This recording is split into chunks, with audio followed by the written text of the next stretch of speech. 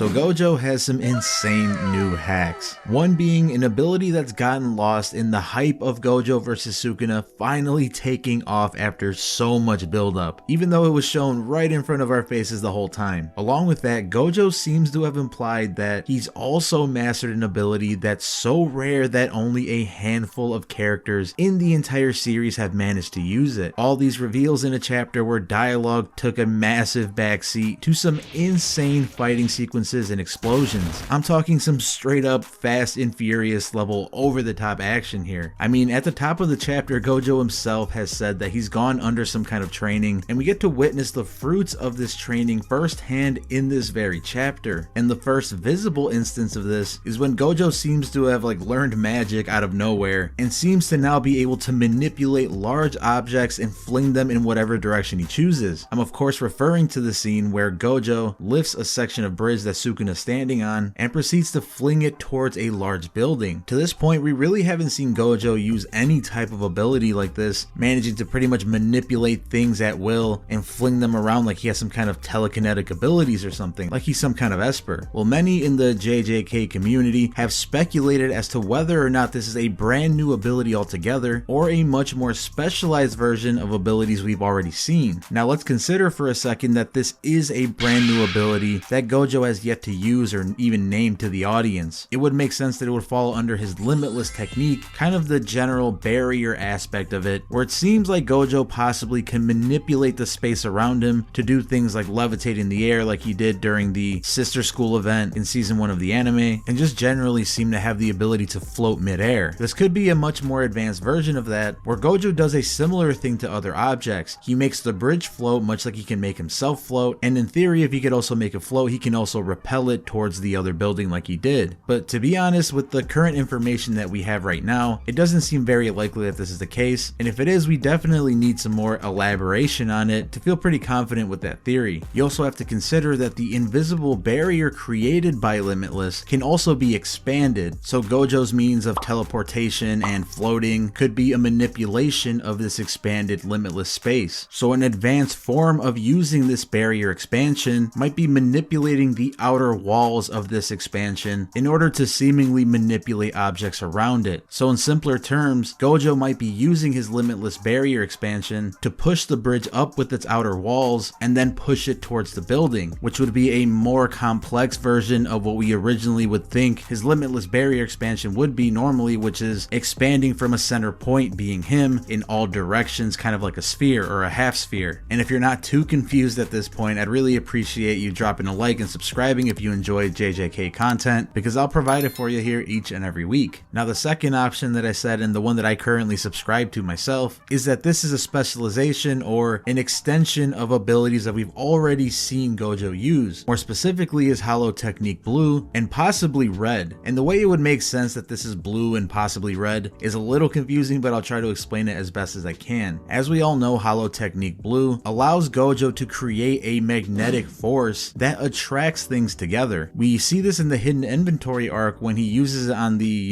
paper bag head guy. Totally forgot his name, but you know what I'm talking about, right? And he uses it to smash two of his clones together. Now, if Gojo's only using Hollow Technique Blue in this situation, this is kind of my way to explain it. When Gojo points his fingers up, he creates this magnetic force above the bridge that attracts it straight up. Immediately after this, after Gojo flings his arm towards the building, he creates another magnetic force that's connected to the building itself, attracting the piece of bridge towards the building automatically. This would be a pretty good roundabout way to explain why it seems like Gojo somehow was able to just straight up lift the bridge and throw it using what seemed to be telekinetic powers or something. Now, like I said, it is also possible that he's using blue in combination with red, because going over the exact same scenario, as soon as Gojo points his fingers up, he uses blue to attract the bridge in the magnetic pull he created directly above it, and then uses red to repel the bridge towards the building. Now, to confuse you guys even further, it is possible that he's exclusively only using red by repelling the bridge up and then repelling it towards the building. The main reason why I think it's much less likely that this is Curse Technique Reversal Red is the simple fact that every time Gojo has seemed to use this ability, it looks a lot like Hollow Purple in the sense that it's a visible projectile attack that starts in Gojo's hand and gets repelled to whatever his target is. So the big issue here, of course, is that we don't see this little sphere form in Gojo's hand that he would then use on the bridge in order to repel it towards the building. Also on top of that, red seems to be a really destructive force, so I feel like on contact with the bridge would pretty much just be obliterated. Again though, going back to how Gojo talked about going under some kind of special training, I wouldn't put it out of the realm of possibility that he learned how to mitigate the damage of red and also made it an invisible force that doesn't have to necessarily originate from his hand. All this is to say is that, you know, it's looking very likely at this point that this isn't necessarily a brand new technique that Gojo is using, but an extension of his already existing ones. But what is a new technique that it seems that Gojo has learned that he didn't directly use in this chapter but actually implied at the very beginning is mastering the use of reverse cursed energy. Well, you're probably thinking to yourself right now, wait, he already knows how to use reverse curse technique. How is this a brand new ability, right? Well, you're right, he does know how to use it on himself. The first time he did so was actually during the hidden inventory arc in his fight against Toji. This is also when he unlocked curse technique reversal red. But it's also very, very important to note that it has yet to be seen that Gojo knows how to use it on others, meaning use his reverse curse technique to heal other people other than himself. At this point, the only known characters in the entire story that we've seen use reverse cursed energy to heal others are Okotsu, Shoko, and Sukuna. Shoko using it all the time in her medic role, Sukuna using it to heal Megumi just before fighting Maharaga, and Okotsu using it in two separate situations where he used it in JJK Volume 0 to heal Maki, Panda, and Inumaki, and another time much later in the main continuity of the manga that I'll actually explain in a little bit. And why I feel like Gojo subtly revealed that he's learned to master this technique and has learned the ability to heal others is in his statement referring to Megumi at the beginning of chapter 224, when he says, "Then why are you wearing that face? You wanted me to hold back, right? Too bad for you, I've undergone special training." I can totally wail on Megumi.